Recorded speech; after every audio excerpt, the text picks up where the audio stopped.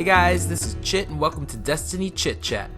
Okay, so Bungie announced all the weapon changes they are making to the game in September before the Taken King is released. There are plenty of videos detailing these changes, so I won't bore you with that, but instead link Dado and Planet Destiny, who made excellent videos already. Be sure to check them out before finishing this video if you haven't seen how the weapons are going to change. I'm going to share my thoughts and opinions of these changes and whether I like or dislike them. In short, I like some changes and dislike others. Most of my opinions are on the specific weapons they mentioned. Let's begin with auto rifles, starting with hard light. Auto rifles in general, it seems, will be making a comeback, but with more focus on medium engagements, which is where it's supposed to be. Hopefully they can contend with shotguns. And with hard light, I'm most excited about the increased bounce count of the projectiles. This could really be an interesting trait out of all the exotics, and Hardlight will finally have something to brag about. I'm just imagining a team with Hardlights with bullets whizzing by, bouncing off of walls, and guardians turning around in all directions trying to figure out where they are being shot from. Okay, so the Necrochasm is known for being one of the worst exotics in the game. Personally, I still find it fun to use once in a while. The changes coming to this weapon are very much welcomed, and I'm probably most excited for this one due to the fact that during testing of the new changes, someone got the very first double kill in PvP with the Cursed Thrall explosion buff that was added to it. Lord of Wolves. I don't have this weapon, so not much opinion here, but I'm sure the buff will be much appreciated. No Land Beyond is also getting some nice buffs that I'm not opposed to.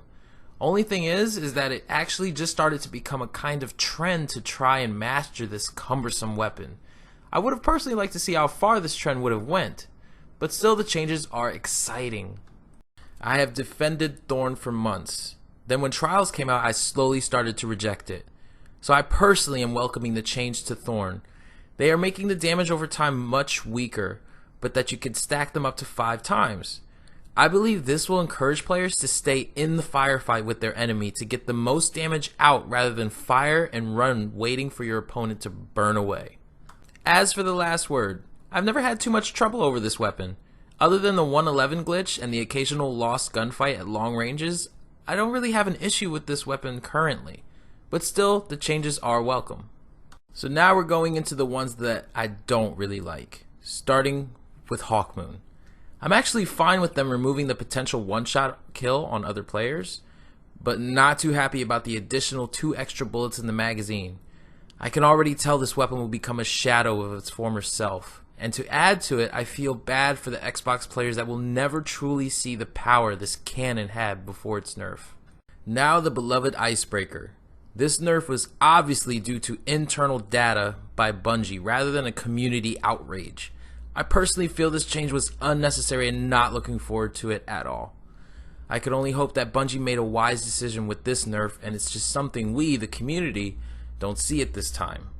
Black Hammer is an unfortunate tragedy. The reason this weapon was so appealing was because it did not use up reserve ammo and rewarded precision hits. I'm not sure people will consider this a go-to boss weapon anymore. Now it is just another sniper with a horrible size magazine. The auto reload alone is not enough for me to keep using this weapon on bosses. You will be sorely missed.